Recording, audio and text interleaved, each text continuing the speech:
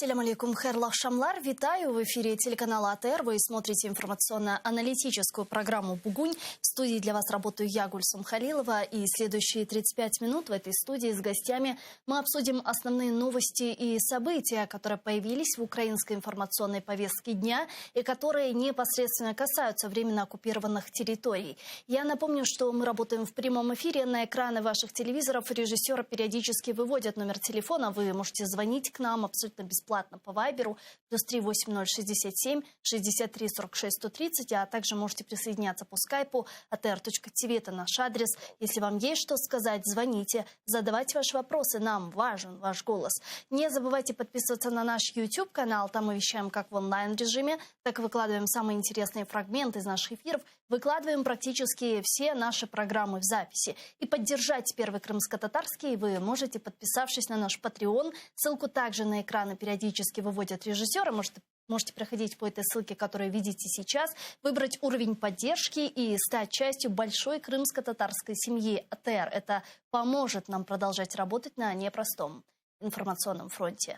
Я ж рада представити гостя нашої студії. Це Іван Ступак, асоційований експерт з питань реформування правоохоронних органів, УІМ, експерт з питань безпеки, екс-співробітник СБУ. Пане Иване, витаем вас. Селям алейкум. Ну что ж, я предлагаю начать наш эфир со следующих новостей. Как известно, президент Украины Владимир Зеленский на прошлой неделе в пятницу провел интервью с иностранными журналистами, и там больше всего говорили о возможной угрозе вторжения Российской Федерации в Украину. Президент Украины оценил эту вероятность. Давайте послушаем его прямую речь. Якщо ви будете бачити тільки супутникову інформацію, ви можете побачити, наприклад, збільшення кількості військ. І ви не можете точно оцінити це збільшення військ. Це залякування, це атака або це ротація. Ротація військ. Тобто наші професійні люди оцінюють цю ситуацію більш глибоко. Іноді ми бачимо, як переодягають людей. Іноді ми бачимо, як люди прийшли, поставили палатки, показати, що декілька бригад прийшло на кордон, а потім ми бачимо, що в цих палатках немає життя, тож тихенько вивезли людей. Тобто йде психологічний наратив з боку, наприклад, Росії і з боку сепаратистів, психологічне залякування. Це відбувається дуже часто. На сегодня министр обороны Украины Алексей Резников оценил вероятность оккупации Харькова российскими войсками, то, о чем говорил, кстати, президент Украины Владимир Зеленский. И вот по словам Резникова, на сегодня ее на 100% не существует такой вероятности оккупации Харькова. Его цитируют наши журналисты. Східно-південна частина – це теж кордон з Російською Федерацією. І вибачте, кордон у районі Харківської області – це теж кордон з РФ. Поясню чому. Тому що якщо ми кажемо про вірогідність, то це 100% імовірність з погляду слова. Якщо взяти теорію імовірності, то вірогідність – це 100% імовірності. Такої 100% імовірності не існує. Тому є ймовірність атаки з півдня, з моря і зі сходу. Скажу більше, з Ордло теж існує ймовірність. Плани розробляються різні, але я свідомо розумію, що такої вірогідності станом на сьогодні немає. Как вы оцениваете нынешнюю ситуацию с безопасностью в нашей стране? Потому что звучат очень много разных заявлений. Запад говорит о том, что Россия чуть ли завтра не нападает. Министр обороны, президент Украины Алексей Данилов говорят о том, что на границах ситуация контролируема и нет поводов абсолютно никаких для паники, в то время как Борис Джонсон говорит о том, что на Киев могут осуществить вторжение. То есть, что происходит в реале? Понимаю ваш вопрос, попробую на него ответить понятным, доступным языком. Действительно, угроза есть. Войска с той стороны есть. Много ли их? Достаточно. Много ли тяжелой техники? Достаточно. Много ли живой силы? Более чем достаточно. Но более достаточно для какой цели? Что сделать?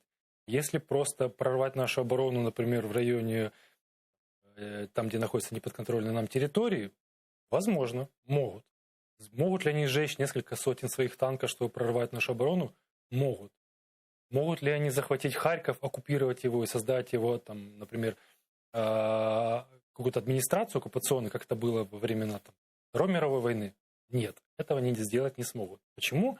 Потому что для этого нужна сила, на которую можно опереться. Просто так зайти и взять под ружье, на мушку всех граждан Украины не получится. Так называемого ХНР не будет. Да. То есть для того, чтобы вся классическая военная тактика говорит о том, что для того, чтобы победить обороняющую сторону, на одного обороняющегося нужно как минимум 3 нападающих.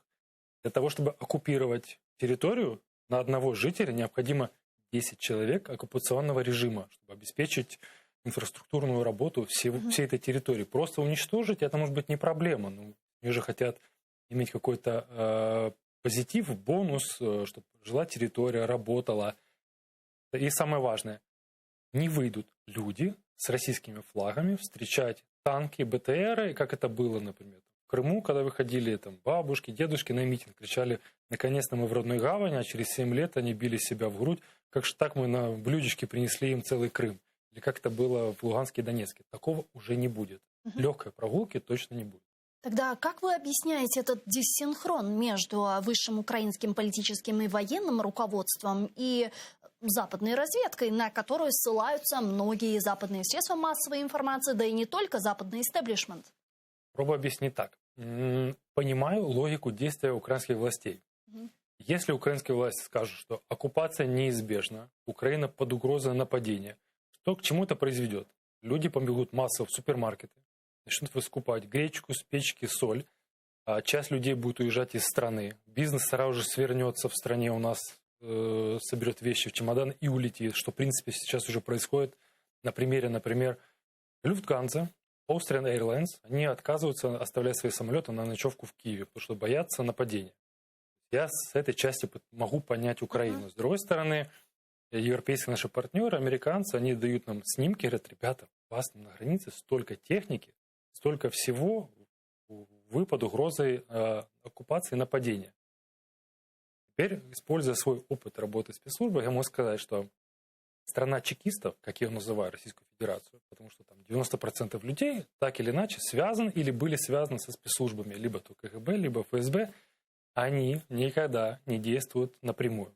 Нет никогда одноходовой операции. Всегда есть какое-то прикрытие. То есть как это было в Крыму? Прикрывались чем? Волеизъявлением народа. То есть, за ними действовали спецслужбы. Как это было в Луганске?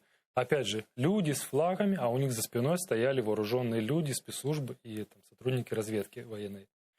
Здесь просто нам, извините за выражение, по-глупому показывают огромное количество танков, техники, которая может на нас напасть. Это слишком явно, слишком просто.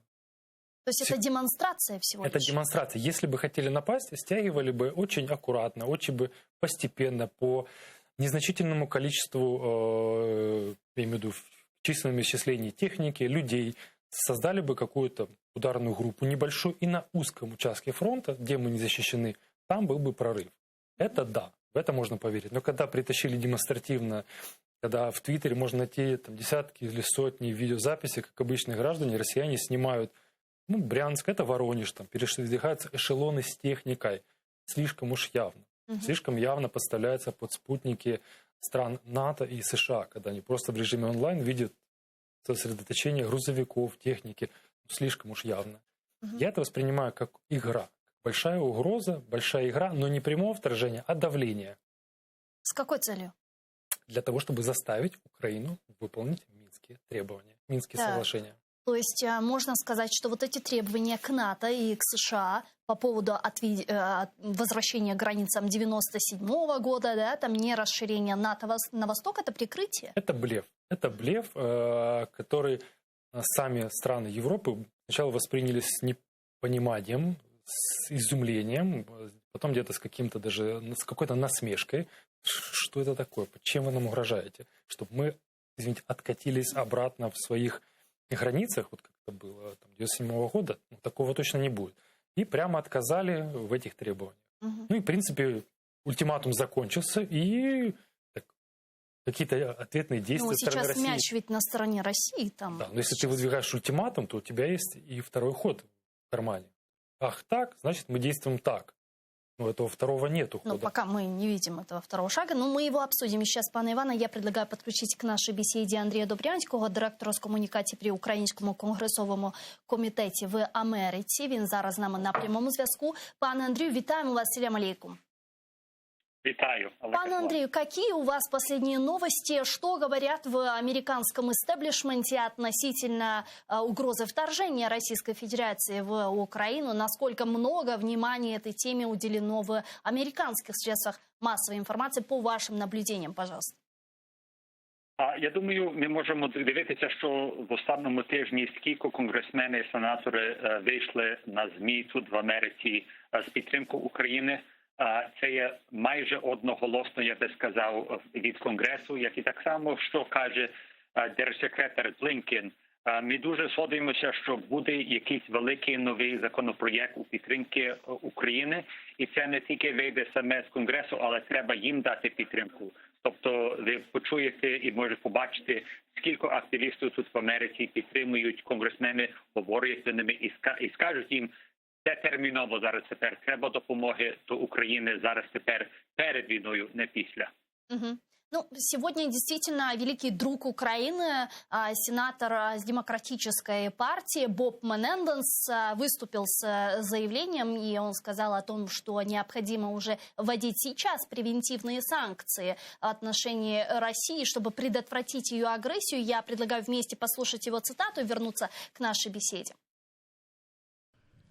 Є деякі санкції, які справді можуть бути введені заздалегідь через те, що Росія уже зробила. Кібератаки на Україну, операції під неправдивим прапором, спроби руйнувати український уряд зсередини – це лише деякі приклади того, за що можуть бути запроваджені зараз санкції. Але потім будуть руйнівні санкції, які врешті-решт зруйнують російську економіку і допомога з летальним озброєнням, яку ми збираємося відправити. Це означає, що Путін має вирішити, скільки мішків із трупами російських синів повернеться до Росії.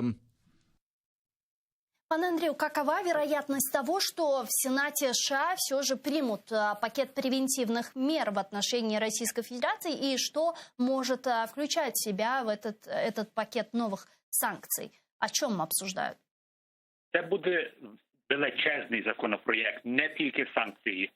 Ми бачили місяць тому, коли голосували в Сенаті, що більшість Сенату хотів зараз санкції, зараз тепер включити найбільші санкції, які зможуть. Але домовилися, що це буде пів на нинішнього дня, коли цей законопроєкт прийде, а більшість санкцій прийде після війни, тобто санкції проти Північного потоку і інших справ. Але, як я казав, це є дуже великий законопроєкт. Втім, включається навіть мова про Кримську платформу. Включається мова, щоб про людські справи мати рапорти прямо до Конгресу і до президента, щоб Америка була готова і ще побільшити санкції проти Російської Федерації. То це не є кінець законопроєкту, але це буде справді масовий законопроєкт. Ну, с одной стороны, мы слышим действительно от наших американских партнеров, что санкции более жесткие, которые ударят по экономике России, более того, смогут вовсе ее уничтожить, будут введены после того, как Россия осуществит очередную агрессию против Украины. Но мы понимаем, что эта агрессия уже осуществилась в 2014 году. Россия и так оккупировала Крым, и так оккупировала Донбасс. Почему бы уже сейчас не вводить эти санкции за уже те нарушения, которые совершила Российская Федерация? Вот что на этот счет говорят в Америке и почему не готовы уже за существующие нарушения вводить санкции, которые могли бы очень сильно ударить по экономике РФ? Ви так конкретно згадали у ваше питання, що це може бути речення від адвоката з України до сенатора. Ми точні ці розмови мають. Минулого тижня ми мали розмову в одному штаті Коннектикут. Обидва сенаторами мали відкриту розмову через Zoom до їхніх виборців. І це питання прийшло. Чому ми чекаємо зараз тепер? Ми знаємо, що війна вже починалася. Ми знаємо, які втрати. І так само ми можемо долучити до того гуманітарні справи. Чому в тому часі зараз тепер, коли є багато проблем по цілому світі. Мабуть, навіть у Тонгі, там, де є вулкан, вибухнув. Нам треба збирати зараз тепер гуманітарну допомогу наперед в Україну висилати, замість інших околиць. Що станеться з тими біженцями? Чи це буде проблема для цілої Європи? Цілий світ в Україні має мільйонів біженців допомогти. Це є важлива всесвітня проблема, і я згоджуюся з тими, які просять, щоб Америка зараз тепер. Але так, як ми бачимо по цілої Європі, всі не готові зараз до нинішнього дня, але крок за кроком можемо нарікати, що Німеччина досить не зробила, але бачимо, що лікарцю вислала до фронту. Якби більше і більше крок за кроком ми отримали таку допомогу, тоді ліпше буде показати Росії, що один світ об'єднався проти них. Ну, буквально неделю назад известно, что прошел марафон переговоров между представителями Российской Федерации и Соединенных Штатов Америки, а также Североатлантического альянса. Вот как вы думаете, чего добились стороны по итогам этих переговоров и чего ждать по итогу? Найважливіше з цих розмов я бачу, що країни всі не тільки трималися разом, що не були окремі голоси специфічно у засідання НАТО і ОБСЕ. Вони всі одноголосно говорили, не було розмови, чому Україна таке і таке робить, але певні справи з Росією.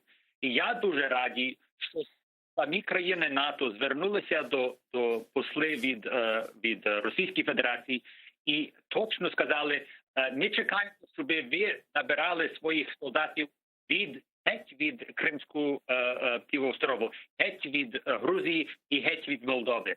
Вони хочуть так просувати, що це не буде повернення до стану у 2014 році. Не тільки до стану Мінських угод, але щоб Росія повернула на раніше від того. Бо то вже не тільки одна країна, не друга, не тільки третя, але вже забагато країн, на якого Росія нападає. Дякую вам дуже, пане Андрію. Чохсал, що наше время і підключились к нам в ефір. Андрій Добрянський був з нами на прямому зв'язку, директор з комунікації при Українському конгрессовому комитете в Америке. Пане Иване, если посмотреть на позицию наших западных партнеров, действительно мы сегодня видим небывалую помощь Украине, в том числе военно-техническую, я уже про дипломатическую и про поддержку на лозунгах, на словах не говорю, это естественно есть, и каждый день мы слышим заявления от наших западных партнеров. Но если посмотреть на действия по санкциям, к сожалению, говорят, что санкции ведут только в случае дальнейшей агрессии Российской Федерации. Почему бы действительно не вводить сейчас в качестве превентивной меры? Что их останавливает, на ваш взгляд? Отвечу на ваш вопрос следующим образом.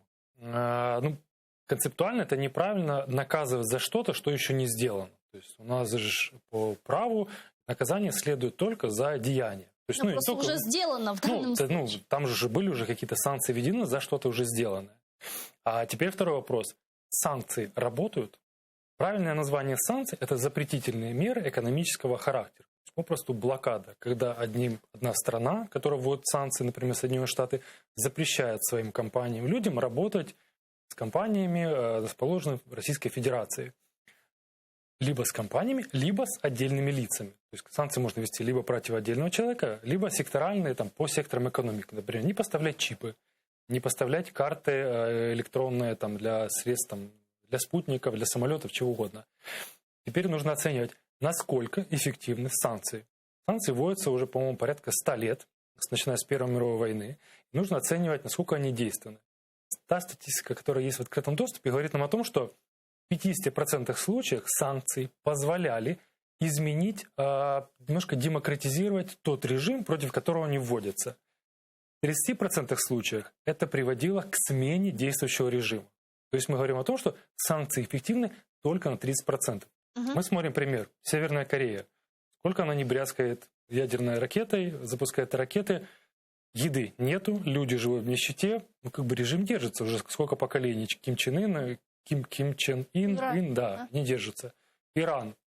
Да, тяжело, народ страдает, но страна держится, как и была. Лидеры не страдают.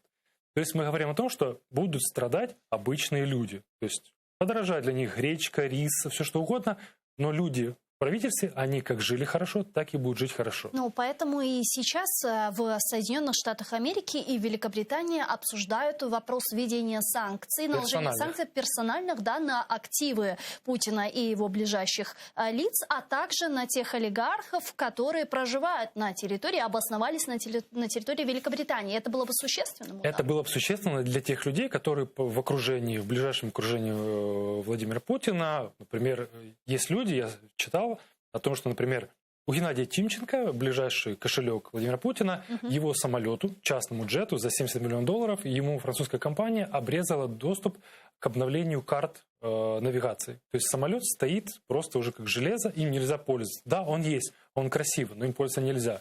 Больно? Больно. Неприятно? Неприятно. Но не смертельно. То есть заморозка активов этих людей за границей, Великобритания, например, рассматривает возможность отбирать недвижимость людей, связанных с президентом Российской Федерации, если они не могут доказать честность происхождения этих денег. По моим оценкам, порядка 80% этих людей не смогут подтвердить средства, на которые были приобретены эти дома в исторической части Лондона. Замки в Шотландии, в Ирландии не смогут подтвердить. Это будет действовать.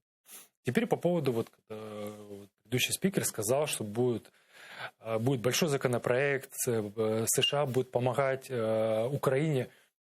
Я прошу, призываю всегда на всех телеканалах, прошу, нам не нужна рыба. Не просите рыбу, попросите удочку. Давайте купим удочку. То, что нам прислали джавелины, стингеры, это здорово, но это решает нашу проблему в коротком отрезке времени, только в коротком. А удочка это что?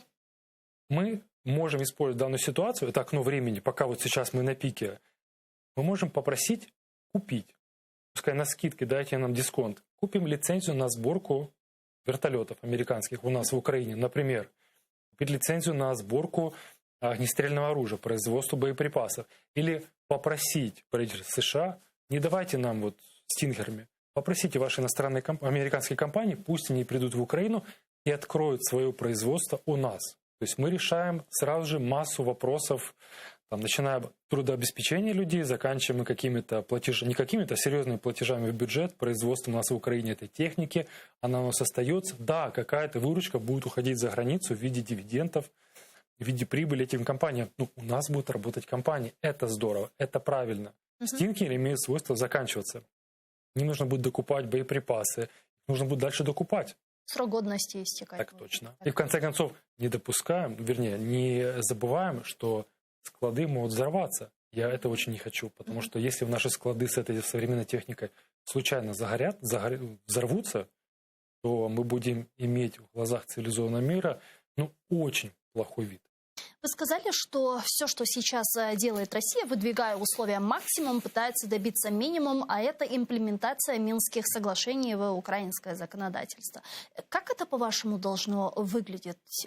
То есть как они пытаются это реализовать? Подогнав к украинским границам свое железо, пытаясь пугать этим Запад. На переговорах они говорят им, попробуйте повлиять на ваших украинских партнеров, чтобы те имплементировали Минские соглашения, то есть они через наших западных партнеров пытаются навязать имплементацию, или как это должно было выглядеть вообще? По моему усмотрению это выглядит многогранно, то есть и на европейцев пытаются повлиять, то есть европейцы давно уже не видели рядом со своими границами такое количество техники. Была западная группа войск Советского Союза, она находилась там много десятков лет прямо в центре Европы, потом их вывели, и европейцы уже забыли, что такое российская техника, которая стоит и гремит своими дизелями. Расчет также был на украинского пользователя.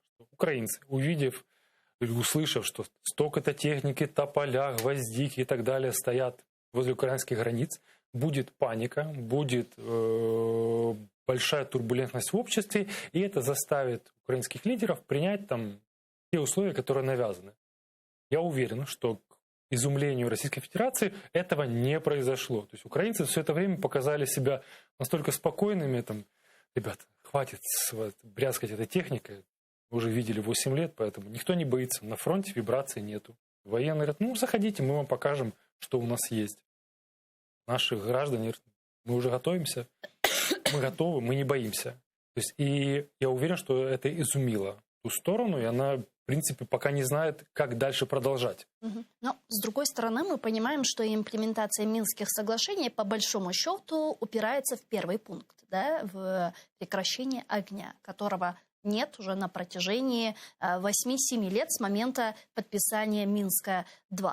Если даже предположить гипотетически, что прекращение огня происходит, действительно, на Востоке никто не стреляет, и здесь, естественно, начнутся переговоры по имплементации других вопросов, пунктов, которые есть в Минских соглашениях. Тут у нас разногласия с Россией относительно того, что нужно выполнять в первую очередь, вопросы по безопасности, либо политическую часть. Россия говорит по поводу политической части, мы говорим о том, что нужно провести сначала демилитаризацию территории, установить украинский контроль над границей, да, там провести верификацию демилитаризации, и потом уже вопрос... Но даже если это будет сделано на украинских условиях, разве мы можем спустя 8 лет российской пропаганды, которая была там на неподконтрольных Украине территориях Донбасса и Луганска, проводить выборы? Это же все равно марионеточный режим будет. Ну кого там выберут люди? Это очень сложно, вы правильно сказали. Это невероятно сложно проводить выборы на той территории, который уже 8 лет не видел украинского флага, не слышал украинской речи. Там выросло поколение людей, которые, вот когда началась война, им было по 8-9 лет, а сейчас это уже взрослые люди, которые имеют паспорта Российской Федерации, которые ничего за последние 8 лет не слышали хорошего о Украине. Слышали только о карателях, о хунте, о националистах, о бандеровцах и больше ничего. Ну, еще марионетки Госдепа. Все. Вопрос. Захотят ли эти люди быть частью Украины? Никто никогда не проводил эти социологические исследования. Да, мы говорим, что нужно вернуть, но вопрос открытый для меня. Какая часть людей хочет вернуться в Украину? Это вопрос открыт и без ответа. По большому счету Минск выполнять нельзя. И все это понимают. Потому что у нас в Украине останется огромная часть вооруженных людей с российскими паспортами. И эти люди, в случае чего, будут под защитой Российской Федерации. Если вдруг произойдет какое-то... мы фантазируем, что когда мы взяли под контроль границу, проводим какие-то выборы, если вдруг что-то пойдет не так, как нравится вот этим, не знаю, непризнанным республикам, Российская Федерация всегда придет на защиту и скажет: здесь наши граждане, мы защищаем своих граждан. Европейцы, пожалуйста, сидите тихо, мы защищаем своих граждан. И спокойно снова вводит технику на эту территорию. Снова. И выйти с Минска мы тоже не можем, потому что это сразу же Россия использует в своих пропагандистских целях и скажет нашим западным партнерам, в том числе, да, что вот Украина не выполняет. Так тогда вопрос, как развязать этот Гордиев узел? Это проблема. И на данный момент решения вот простого нету. Мне бы тоже хотелось сказать, вы знаете, надо сделать вот раз, вот 3, 4, и вот все готово. У меня тоже нет решения. Мы никак не можем остановить стрельбу. Президент говорил, что нужно просто перестать стрелять. Не работает это. Он был уверен, что вот он сядет за стол со своим тезкой и договорится с ним вот тет-а-тет, ну давай договоримся посередине. Не работает. Он понял уже после первой же встречи в Париже, что не получается договориться, что-то вот нет какой-то вот этого шва, вот не сходится что-то, вот не работает. Он хотел услышать условия той стороны, не под камеры, не под запись. Не получается. Ну и что по итогу? Вот прошло огромное количество переговоров в Брюсселе, в Вене, в Женеве между представителями России, Соединенных Штатов и НАТО. Сейчас в Украину, после чего прошла встреча в Париже советников Нормандской четверки, через 2 недели должна пройти та же встреча в Берлине, в Украину едет Борис Джонсон. Вот к чему приведут эти все дипломатические переговоры, это дипломатические баталии между НАТО, США и Российской Федерацией? Кто что добился? Я верю, что эти переговоры не принесут ничего. Дипломатия подразумевает дипломатическую войну в кавычках. Беседы, рауты, встречи, протоколы, договоры. Но они не предусматривают, по моему убеждению, каких-то реальных шагов. Все решают не дипломаты, все решают политики чуть-чуть там в стороне и не в тех кабинетах. Сразу вспоминается пример Германии. Когда она была разъединена, по-моему, не ошибаюсь, более 40 лет. Да. Произошло объединение после чего? До 80-го. После чего? После того, как колос на глиняных ногах, он просто рухнул под гнетом своей собственной экономики. То есть не дипломатическим путем. просто колос в Восточной Германии, он просто упал, рухнул. И почему он рухнул? Потому что в Западной Германии было жить гораздо лучше. Только после того, как жители неподконтрольной территории, которые еще хоть в сердце держат какую-то надежду воссоединиться с Украиной, увидят, что Украина за это время выросла. Я не говорю про дороги, выросла морально. Мы стали ближе к Европе, у нас стало веселее. У нас стало веселее в плане, поймите, в каком плане, экономически. Да. Когда приходят компании иностранные, развивается бизнес, развивается экономика, стали меньше брать взяток. Конечно, та сторона будет понимать, что что-то пошло не так. На каком-то этапе мы разделились. Нет никакой хунты. Есть нормальные люди, обычные люди. Да, они защищают свою территорию. Может, все-таки нужно вернуться уже? И вот тогда это будет отправная точка. Ну, это ведь не стратегия, это элемент стратегии деоккупации Крыма, но это не составная и не основная ее часть, потому что мы понимаем, что наши территории оккупировали, и, в принципе, тот референдум, так называемый, он был полностью сфальсифицирован, и большая часть жителей оккупированного полуострова на него просто не пошли, а просто бойкотировали. То есть там не было такого, что люди отсоединились, а теперь увидели, что ситуация в Украине экономическая крутая, мы хотим обратно. То есть такого но мы же видели то количество людей, которые выходили на площадь Севастополя, кричали там: «Россия, матушка, приди, забери нас». Это больше была ностальгия по Советскому Союзу. Так точно. Но у нас, мы сразу говорим, военного решения нету. Ни в Крыму, ни на востоке Украины. Мы не сможем, мы действительно не потянем ни экономически, ни военно, к сожалению. Как бы мне не хотелось быстро решить этот вопрос, мы не можем. Это огромная кровь, это похоронки, это слезы, боль. Мы не вытягиваем его. А как вам сценарий Карабаха, который мы наблюдали год назад? Там ведь тоже на протяжении 30 лет у них Минские соглашения были созданы в начале 90-х. И там тоже на протяжении 30 лет была создана контактная группа в Минске, которая ни к чему в результате не привела. И Азербайджан освободил спустя 30 лет свои оккупированные территории. Освободил да. Чем? Он создал серьезную экономику. Да, пусть называют его диктаторы, как угодно называйте, да. Но создали серьезную экономику. Сильные компании, сильный нефтяной бизнес. Это позволило привести в страну огромное количество инвестиций. То есть страна отстроилась. После этого взялись за военную часть. Сделали ее максимально эффективной, взаимодействие с Турцией. Огромное количество беспилотников, новая стратегия, новая тактика. Если Армения осталась еще приверженцем советских методов войны, то Армения ушла далеко вперед.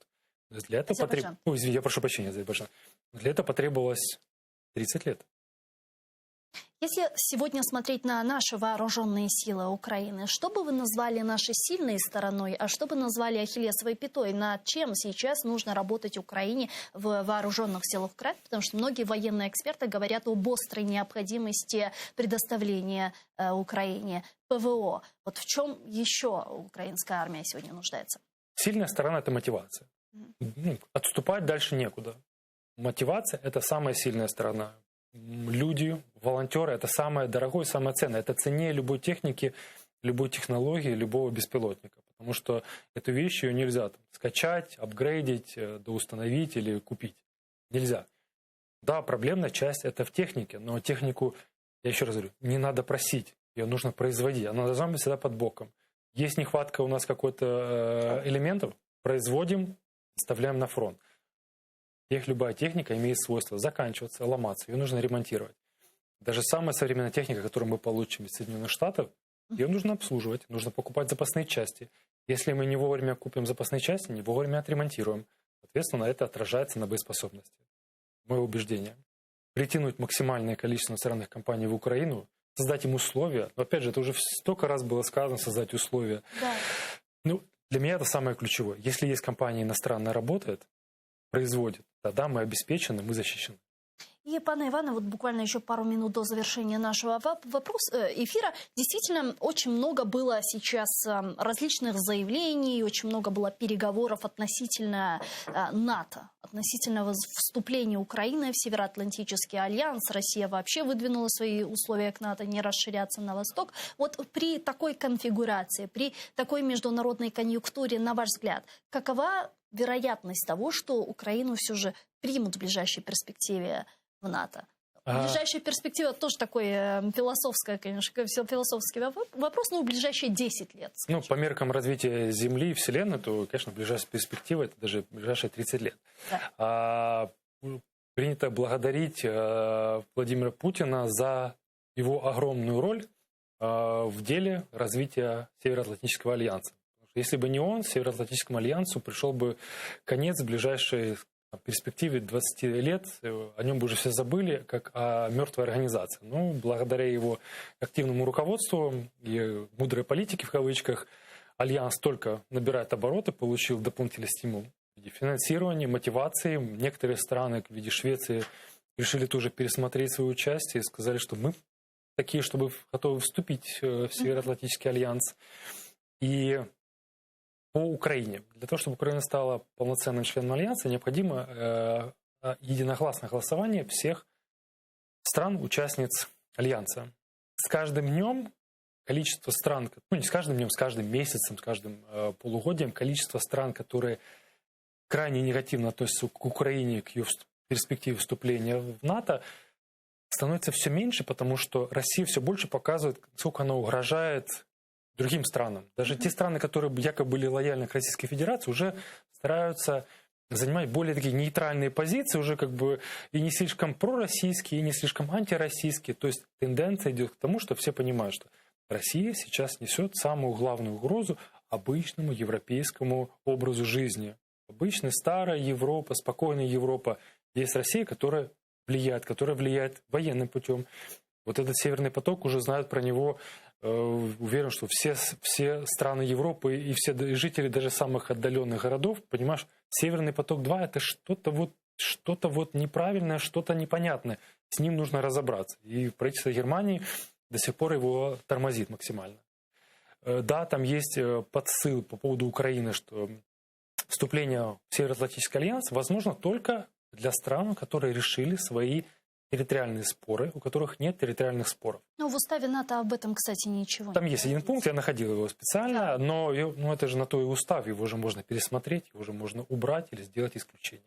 Поэтому вступление Украины в НАТО возможно, реально. Я не скажу, что будет в следующем году, я не скажу, что будет при следующем президенте, но оно может быть. В таком случае Джозеф Байден не читал устав НАТО, он ведь сказал, что вопрос территориальных проблем не является препятствием для вступления в НАТО. Ну, всегда можно сделать исключение. Дякую вам дуже, пане. Спасибо. Чохсаховна, що приїхали к нам в студії і відповіли на наші вопроси. Івана Ступако, осьований експерт з питань реформування правоохоронних органів, експерт з питань безпеки, екс-співробітник СБУ, був гостем нашей студии. Я с вами не прощаюсь, мы сейчас прерываемся буквально на 5 минут, после вернемся в эту студию и продолжим информационно-аналитическую программу «Бугунь». Не переключайтесь. Хороший день.